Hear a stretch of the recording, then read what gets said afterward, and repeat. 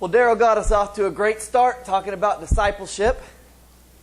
One of the most important things about discipleship is the command to love one another. I want to continue to talk about what it really means to be a disciple of Jesus, our Christ, today.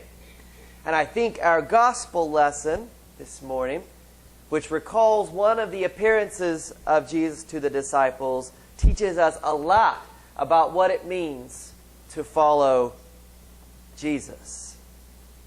Our gospel passage this morning began with the phrase, while they were still talking about this, Jesus himself stood among them and said to them, "Peace be with you." While they were still talking about what? That's a clue phrase for us in Scripture. That what he's about to tell them has something to do with what just happened. And we need to know what just happened. So let's go back just a minute and set the stage for this appearance of Jesus. It's the Emmaus story. On the same day of the resurrection, two disciples, not of the original 11 closest disciples, were walking on that road from the city of Jerusalem to Emmaus. And Jesus walks up behind them and listens in on their conversation. They're talking about the crucifixion, the things that happened over the course of the last week. They eventually get home.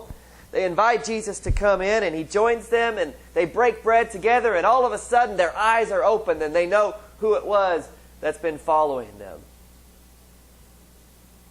And he disappears into thin air. So they immediately rush back to Jerusalem to tell the 11 disciples what had happened. How they had seen Jesus. And it's in the midst of them telling this story that Jesus appears. That brings us back to our gospel lesson today. While they were still talking about this, Jesus appeared to them. I find it very interesting that in the middle of this situation, one of the first questions that Jesus asks the disciples is, "Where's the food?" Every time I read this, it reminds me of that old Wendy's commercial. "Where's the beef?" You guys remember that commercial? I love those commercials.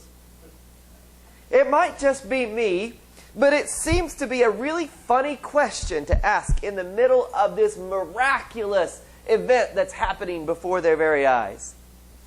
It's been mere days since Jesus was tortured and murdered. We call it crucifixion, but I think that glosses over how brutal the event was. Jesus was killed and put in a tomb, and he's come back to life, and now he's in the presence of the disciples.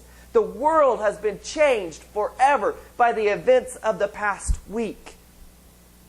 It's an event that millions around the world will build their faith on. And the main figure in the event comes walking in the room and says, "Where's the food?" I think it's absolute proof that Jesus was a Methodist. "Do you have anything to eat?" is actually what he said. Jesus has been raised from the dead. The Spirit of God is loose in the world, and that's the question at hand. Do you have anything to eat? While the question may seem silly, it is incredibly revealing and important to us because it shows us the practical side of Jesus. You know, we don't really know what the resurrected body of Jesus was. We read in the story of Mary at the tomb when she shows up and the stone has been rolled away and she thinks that Jesus is a gardener, but then he says Mary and she realizes who it is. He tells her not to hold on to him because he has not yet ascended. We know that he's able to appear and disappear in a room of locked doors. But yet, he still physically eats fish. and he allows the disciples to physically touch his hands and his side where his wounds were. He does this in order to provide more proof to the fact that he's not just a spirit or a ghost, but it's really Jesus with them. I think Jesus also understands the power of food and the power of a meal. In biblical times, sharing a meal with someone was very powerful, and it's healing, much like it is today. I still think that one of the most important parts of a healing process, of a loss of a loved one, is not the funeral, the graveside service, or the viewing at the funeral home, is the meal shared with those you love. The company of those together, sharing stories and just loving on one another. As families gather together over food, as we gather together in a fellowship dinner, something spiritual happens that we cannot diminish. Jesus understands our physicality. And because of that, there are times in our following of Jesus, there are times in our discipleship that need to be simply practical. In other words, we need to be willing to meet the needs of others. Clothe the naked. Feed the hungry. Tend to those who are sick and imprisoned. Practical Christianity is a part of our discipleship. The disciples were in the midst of talking about this walk to Emmaus event that happened to those two guys when Jesus shows up and says, "Peace be with you." And once again, he invites the disciples to see and touch his hands and his side where the wounds were from the crucifixion. And in verse 41, we read that they still didn't believe because of joy and amazement. Not disbelief because of doubt, but because it seemed to be too good to be true. You ever had those moments? Something happening before your eyes and you think, this can't really be happening. This is too good to be true. There were a group of kids in school who were asked to define some things in our world scientifically. When asked to define the law of gravity, one child wrote, "No fair jumping up without coming back down." Another said about thunderstorms, "You can listen to thunder and tell how close you came to getting hit. If you don't hear it, you got hit. So never mind." A couple of them made a comment about clouds. One of them said, "I'm not sure how clouds are formed, but they know how to do it, and that's the important thing." One was asked to describe how rain happens. So the child said, "Well, when water vapor gets together in a cloud and gets big enough to be called a drop, it does." One of them even defined a monsoon as a French gentleman. Just a couple more and I'll move on, I promise. One youngster said, "When planets move around and around in circles, we say they're orbiting. When people do it, they're crazy." I don't know if that one's really true or not. One of them defined a spinal column as a long bunch of bones. The head sits on top and we sit on the bottom. You know, there's a lot of things I don't understand about the world. There's a lot of things that I don't know how things happen.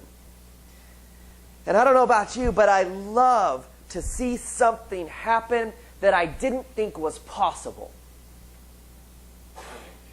I think that's one of the things I love about being a Christian.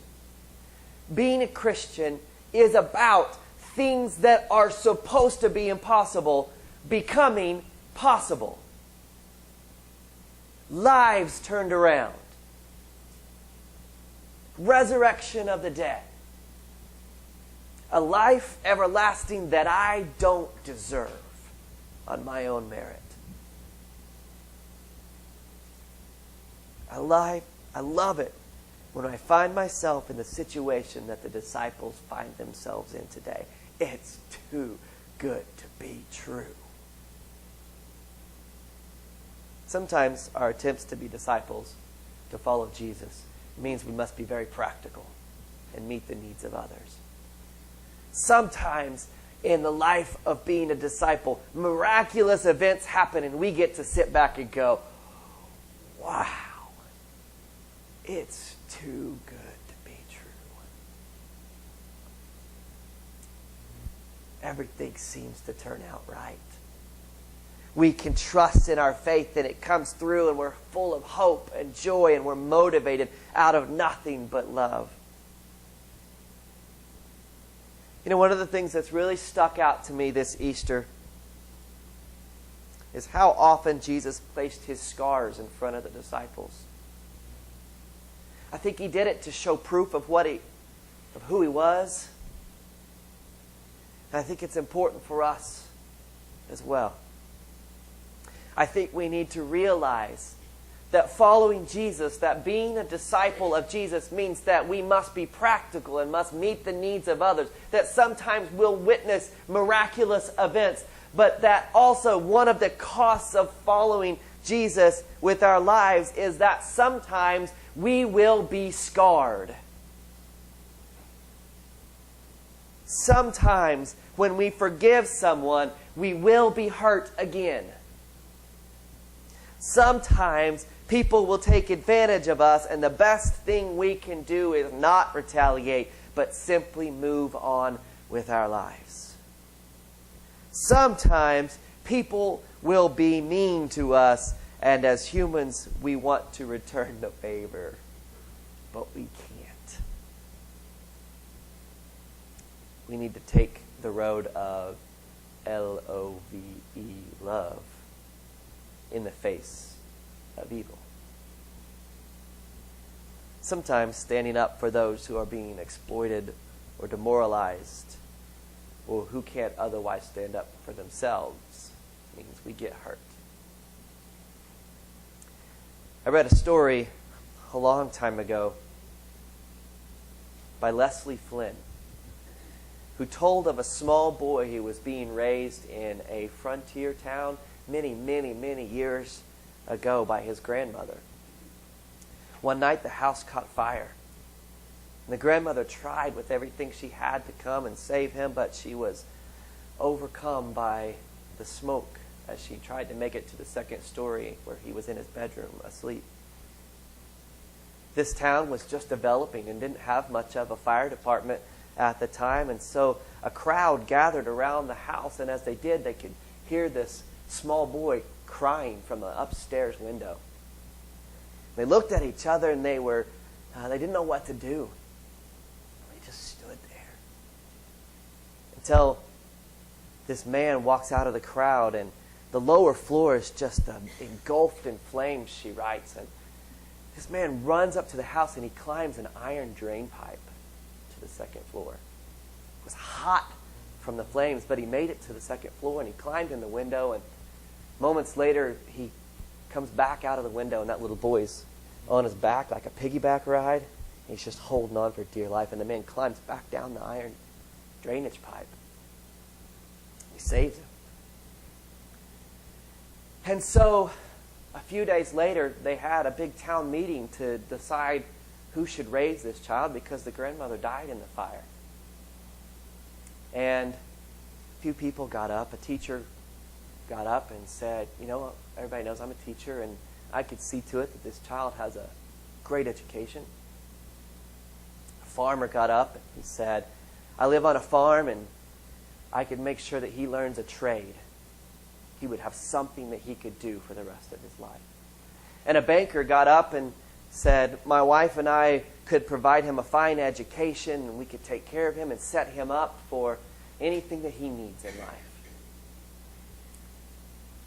The man who was officiating the town meeting asked, is there anybody else that would like to say anything? And a man stood up from the crowd and he said, I don't have a lot of money. I don't live on a farm. I'm not a teacher. I can't offer a lot of these things that they can offer. All I can offer is my love. And he showed his hands. Badly scarred. Burned. From that life. The boy recognized him as that man who appeared in his window. He ran into his waiting arms. Well, of course, everybody in the room knew who was going to raise this child. The farmer and the teacher and the baker just sat down. The scarred hands proved that this man had given more than anybody else.